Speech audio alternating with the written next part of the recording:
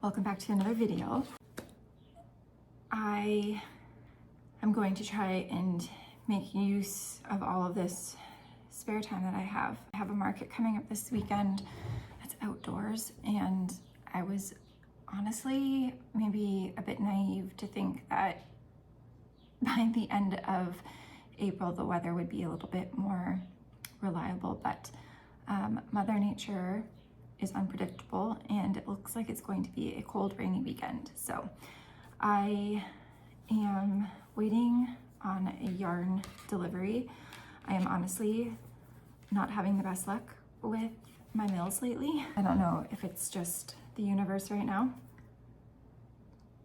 but while I wait, I want to make curtains because I want to redo the whole entire living room, basically. I already have paint that I bought last year. I want to, right now we have floor length curtains, and honestly, they're fine, but I also find it's really annoying that they drag on the ground because we have dogs and kids. So I want to try making curtains that come to like the window ledge, basically. And I want to try making patchwork curtains and using what I have on hand. Up an old bed sheet, or actually it was a bed skirt that I thrifted. The fabric is pretty light and very sheer, but my goal is to have something that will let some light in, so during the day it's not quite as dark, but then at night it still gives us a bit of privacy. I'm also cutting up a bunch of like scrap. This is linen, so you can see it's a bit see-through, but then I have some cotton as well, not fully opaque, but also not completely sheer, and just like a whole bunch of colors. I'm on the fence about incorporating pattern, but I do, like, this is one of my favorite fabrics. I have a shirt made in this. I have these. The idea is to do patchwork where the seams are clean on both sides. It is a traditional Korean style curtain because, you know, we're just riding the Korean train right now. Hojagi curtains. Seams are hidden, so they're clean on either side, basically. I think it's gonna be one of those projects that you just kind of have to start patchworking and see how it goes. I might try and like lay out some of the fabric. I need to iron everything because it's still creased, but I think I want to lay out the pieces that I've already pre-cut and then see where that leaves me.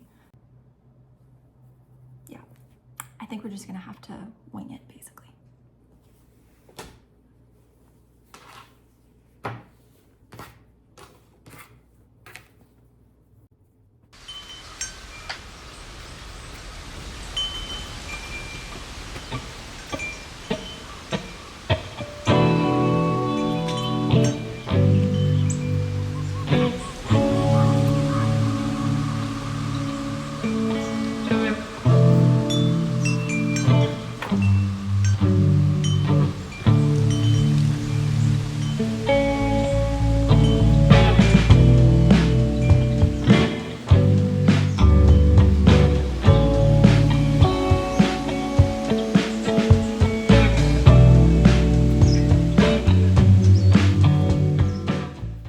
I locked in and I'm making progress. Thought I would show you an example. I'm also, because this is like a scrappy project, I'm also using up my old bobbin. So the thread, not the wire, the thread is all different. And I think it just adds to the charm of it. Because traditionally in Korea, I believe the idea for these types of curtains is that they would use old garments to make them, like old t-shirts, pants, things like that. So the idea is to use scraps to make something new from them. This is an example of a seam that is hidden I think I did pretty good on my stitching. So that's that side, and then that's that side. So I'm making my way through. I'm kind of just like picking bits and pieces to sew together. And then I have the scrap bed sheet that I'm then, here's like a bigger panel-ish, not panel, but like, you know what I mean, the bed sheet mixed in. I think through the window, here's a big one.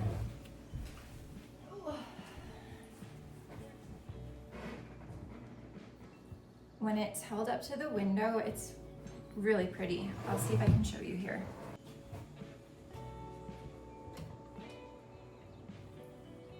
Isn't that so pretty? So I just have to decide if I want them to go, can't really see because my arm's sorry. If I want it to go this way or this way. But it's pretty. It's a very slow process, but I think that's the beauty of a project like this. There are some, oops, I'm so sorry. There are some really great YouTube videos out there, but I am using 2 different presser feet. The first foot that I use is a 1/4 inch seam allowance foot. I think I bought this off of Amazon like many, many years ago. And then I'm also using a zipper foot, which just kind of came to me because you'll see here, it is the perfect width of what I'm stitching. And I like to be able to see where my needle is in the fabric. So you can, let's see here. You can kind of see there that the needle is gonna like perfectly go in right through here. And it will allow me the perfect stitching method. I'll just start.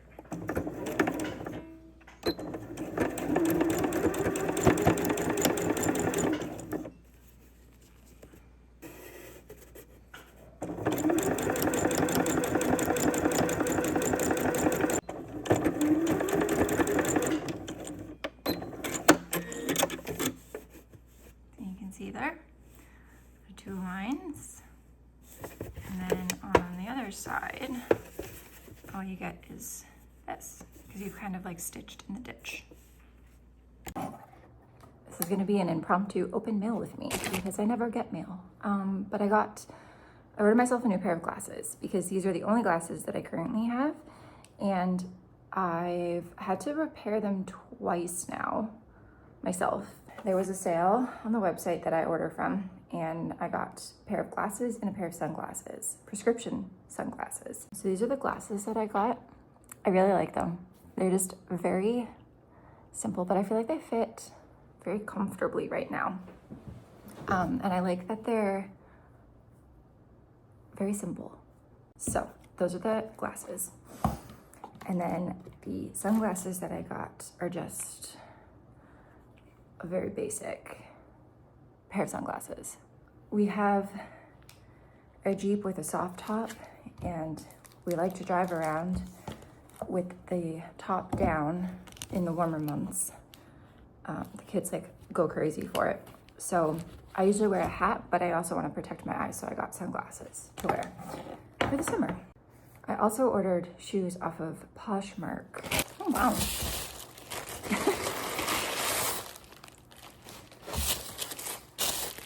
This is Enjoy. Not bad.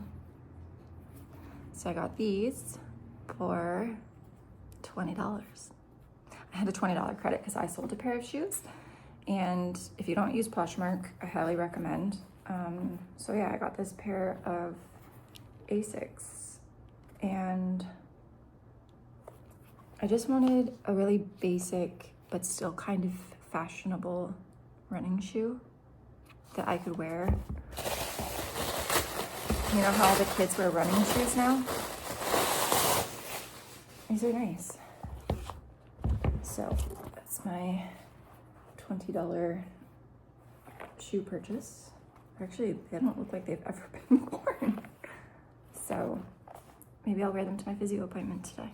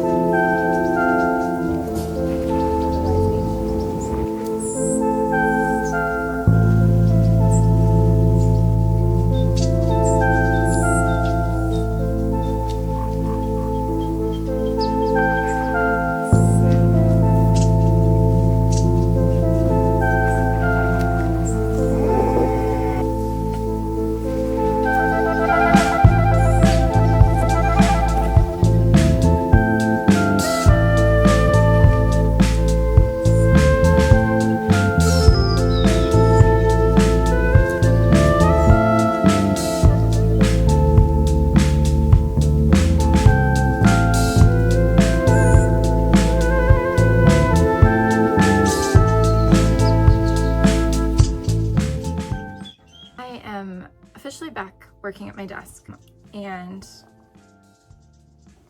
thought I would do a quick little chit chat about my market weekend. I did my first outdoor market. It was a 2-day event in Jordan, which is about a 40-minute drive from us. And they invited me to be a part of the market. So I took the opportunity and it was great because there was no vendor fee, which is always nice because then you kind of go into a weekend like that with very low expectations because the cost associated with that is pretty low. And I just held back yarn from the Fiber Forge. I'm 5 weeks into healing from falling, trying to go more and more without my brace, so I'm kind of easing back into normal-ish routines. This 2-day market was a bit of an experience. I think overall, I really enjoyed it. All of the other vendors that were there were absolutely lovely people. which I think really helped. Saturday was, we left here at 7:30 a.m. because it's a drive, and we had to get there with enough time to get set up before the market opened at 9 a.m. The bakehouse was already open. They opened at 8, but the market didn't officially open until 9, and it went until 4. Saturday's weather was probably the absolute worst case scenario. It poured rain all day. We had an awning over us, but because it was also a very windy day, there was 65-kilometer-hour winds. It was just blowing the rain in anyways. It was also extremely cold. So we were outside from about 8:15 until 4:30 in -1 degree weather, pouring rain with 65-kilometer-an-hour winds. We were frozen to the core. When we got home, I think I had an hour-long shower, and that didn't even fully thaw me. I ended up ordering us dinner, which I didn't fall this time. I got us like real ramen, and I think that was the right move. We needed we basically drank coffee all day and ate pastries, but we needed something that would warm us from the inside. And we were in bed at 8:30 that night. Sunday was a much nicer day. I mean, it was very foggy on the drive out, and then when we got situated, I honestly, not to sound so dramatic, but I felt like it was a very gray morning and it felt cold, but I also feel like we just hadn't fully recovered from the previous day. So I wasn't feeling super happy. Saturday we smiled through the pain, and then Sunday I was like, I don't know if I can smile through the pain because I'm just exhausted and cold and it's so damp. But the sun came out at about 12, and that totally just changed my whole mood. The sun made everything so much better. I ended up making a very special connection. One of the vendors there is from a farm, and she came over and she was like, oh my gosh, you do yarn. I'm so excited to meet you, and your stuff is so beautiful. She was asking a lot of questions, and then after she came over and she brought me some samples. So this is very special wool. This comes from her flock of sheep, and she currently, I think she was saying that their farm produces something like 300 pounds of fiber every year. And they have a majority of it made into home textiles. And then they also have sheepskins. Their sheepskins were unreal. But they're just starting to get into yarn. What if we worked together? And I was like, what? Yes. So I basically spent the whole afternoon just doing this with the yarn. It's lovely, and it is single breed. It's 100% Canadian. This is so beautiful, and the 2-ply feels softer than the 3-ply. This would definitely not be next to skin type of wool. My book here. Also, if you're into wool, I always recommend the Fleece and Fiber source book. This thing is great texture, or it can be smooth. Excited about this potential opportunity. We're gonna chit chat. Piece of hay. I'm just so excited. This was the highlight of the whole weekend for me. If you can hear Tom panting, it's because Nick is outside doing yard work. We were sitting next to a flower farmer at the market, and he got to talking to her, and for whatever reason, she was able to convince Nick to want to start gardening. I could never do that, but she could. So he is wanting to do yard work, and he was planting things yesterday willingly, and he wanted to get his hands dirty and today he did ask me if he can have some of my raised garden beds, and I was like, whoa, hold up, what are you planting? So this could be an interesting growing season, but I'm gonna get back to work. I just wanted to share that quick little update on this wool. I'm very, very excited about it and kind of like pinching myself. I'm an Aquarius, and I don't know if anybody follows like the zodiac stuff, but apparently April 25th was like the beginning of me having a really good time, because apparently the last 7 years for Aquarius and 3 other zodiac signs is that we've basically had like the worst 7 years of our lives, and things are about to turn around for us. So maybe this is the universe being like, here's your opportunity. That's what I'm telling myself, at least. So I'm gonna get back to work and switch the pots over, and then I have to go for physio. So I will be back with hopefully another update on this soon. I'm very excited. Bye.